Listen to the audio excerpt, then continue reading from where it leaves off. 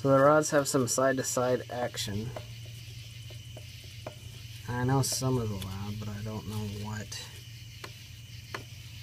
is allowed. I don't know.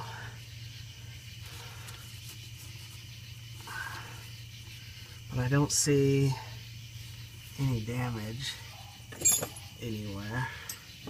On the sides, on the rods, none of them look bent.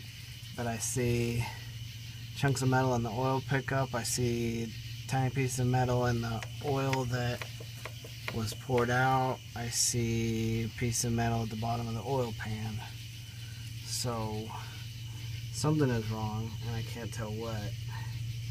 And I tried turning it over, but the spark plugs are still in, so it's not easy to turn over. I guess that'll be my next step, is to take out the spark plugs so I can try and turn the rotating assembly over and see if I can find anything else. But I don't see anything on the sides, you know, like the rod hit it or something like that. I don't think so.